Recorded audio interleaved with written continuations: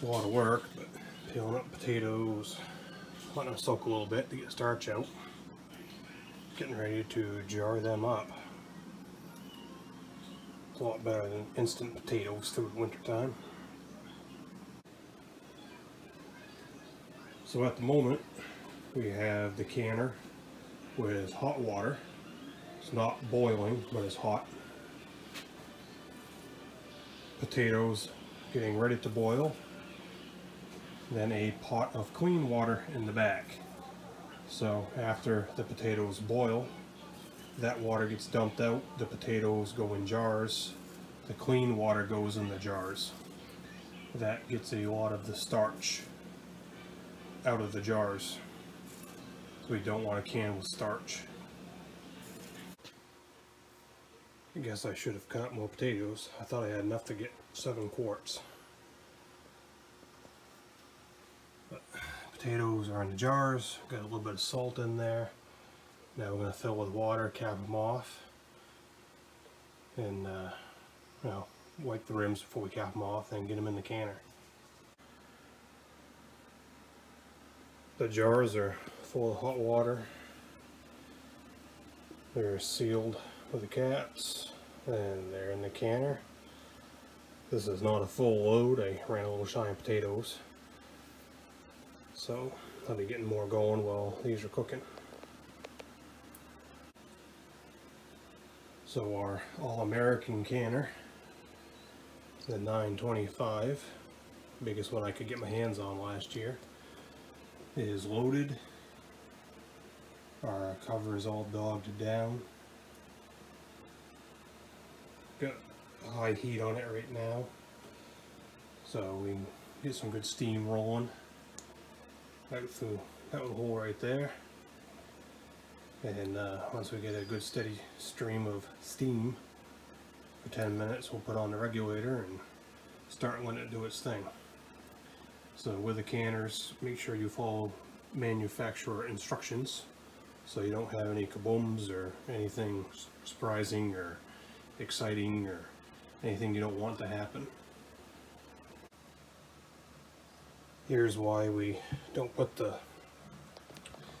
boiled water from the potatoes into the jars. This is an awesome potato scooper, by the way. Works like gangbusters. But for anybody who's boiled potatoes before, you already know what you're going to see. See how kind of yellowish and gross that water is. You don't want that stuff in there.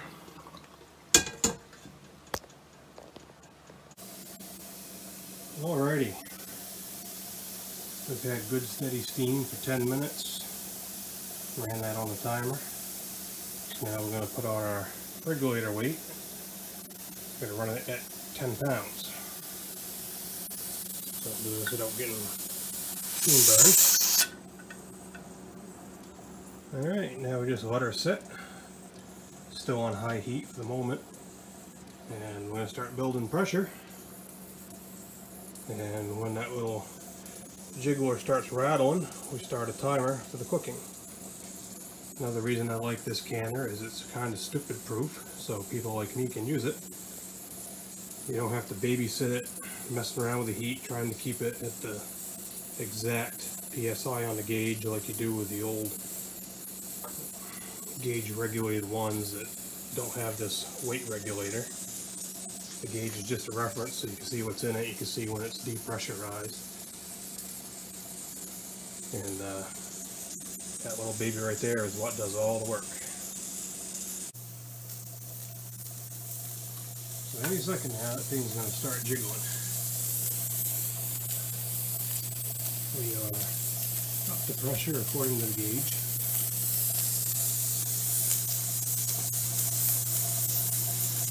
You can hear the sounds change right before it starts.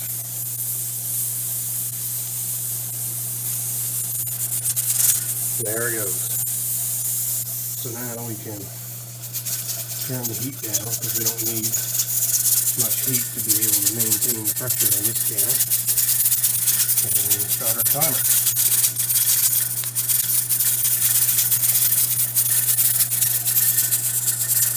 From here on out, the little jiggler is going to maintain the correct pressure. We have a good seal, because if we didn't, it'd be blowing out to the side somewhere, and we'd never get up to pressure. So now we wait for 40 minutes. The timer has run out, so all we do now is just turn it off.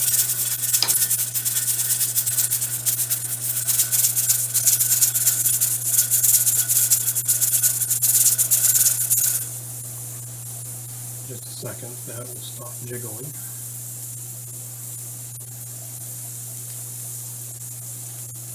Because we're dropping below the pressure that lifts it. Starting to fall just a little bit on the gauge. Now one of the biggest things you can do to screw things up right now is to take that off. Then you start blowing up jars. Just turn it off, let it set until it goes to 0, let it sit for a little while longer so we get back to atmospheric pressure.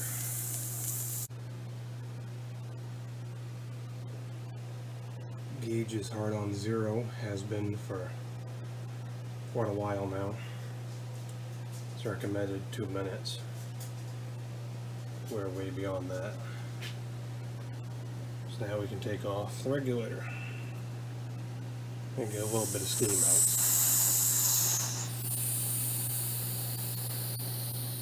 That's not bad. Now the inside of that canner is atmospheric pressure, and we can crack it open and see what we got. Alright, we opened the canner and took the jars out. You can see they're pretty hot in there.